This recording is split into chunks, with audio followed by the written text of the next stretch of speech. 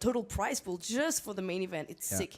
When you know that the very first Battle of Malta, that was back in 2012, the total prize pool of the main event is not even close to what one of those guys is going to win as first prize. So it's insane. It's absolutely insane. Okay. It's folded around. I don't think that 7 deuce of suit is going to work for our curly fellow here. Also with his stack of 2.2 million, he's one of the shorter stacks at the table. Obviously, the action is pretty slow. People don't think they are slow rolling or whatever. It's just because they need to be reading the cards. And that takes 3 to 5 seconds every single time. So True, but I don't really like too much showboating with a hand like 7 deuce when you're short. You know you're not going to do anything, so no, and don't take too much time. And the time goes by, like those antes and those blinds are getting high really quickly. Exactly. I think we're going to see some action. Patrick has a decent stack on the button with an ace, and he's going to get some action from Per-Erik in the small blind with black jacks. In the small blind, opening jacks, that's cool. All right. So I definitely suspect to see a 3-bet pot here. And then I'm curious what we have in the big blind. Yeah, we might see some action because they're both pretty deep. We have 8.7 mil for Per-Erik and 10 million for still chip leader, I guess. Patrick, who started the day with 12 million. So it seems like he lost a little bit. 7 king off, that's not gonna come with us. That's not gonna cut it to do something crazy, to jam there with 2 million. Absolutely not. So what is... I think that Patrick can maybe call here. He's pretty deep. He plays against another deep stack. He has position. Yep.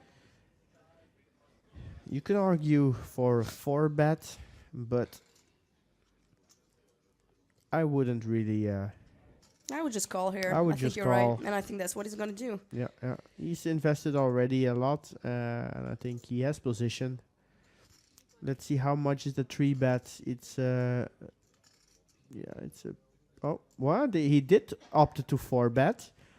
Oh, God. Yeah, no, I can see the reasoning here. 2.8. Okay, 2.8, and that's... Now we're going to see a very interesting spot for Per-Erik. Because, okay, jacks is a very good hand. But he is also, he has a nice amount of chips, and there are a few players with a lot, with fewer chips. Shorties, so, do you want to risk your tournament life with jacks, knowing that there are a few people who are going to bust earlier than you if you just let them and take your time and just wait a little bit? So, very interesting spot here. I like the H05 4-bet from Patrick for the reason that because he has an ace, it's less likely that other players have an ace. But don't you think also that the fact that he's opening there with jacks in the small blind we had a call. That's because he was opening interesting under the gun. I don't think that would happen the same. I think he would just call there. Exactly. So we have a 6 million pot. And actually, they both will play for almost whole their stack now if they want to go to the river now, because we already have... how much is the flop? How much is the total? 6 million in the pot. 6 and pot. Jesus. And so it went check on the flop. Yeah, and it's not a dry board at all. And that's not a good card for Per, but Per is checking. Oh, there's a bet coming, that's for sure. Yeah, of course. Patrick knows that if Per is calling his 4-bet there, he can't, with that stack size, he can't call that light. And he will definitely have to make a move to pick up the spot, because he won't be able to win it with ace high, and I think he knows it. So now the thing is, will he fire 1 or will he fire 2 bullets? Because it's going to cost him a lot of money. So he bets 1.7 million. Wow, this pot is going this crazy. This pot is huge, yeah. And I think he mugged there, so probably there's a fold, isn't it? I think I saw him mucking his card. I think maybe he threw some chips, or I don't know. Let's see.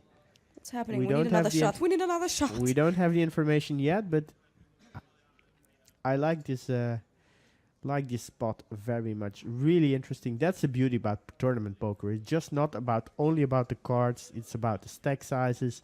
It's about the pay jumps. It's about the history with the players. You gotta love this game for that. So what do you think about betting?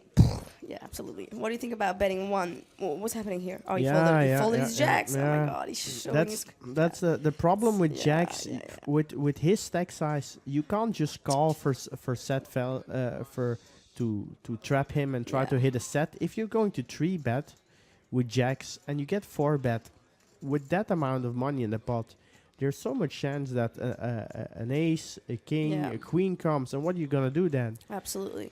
And look at that, we have 3 shorties here, one with 8 bigs, 9 bigs, and 13 big blinds.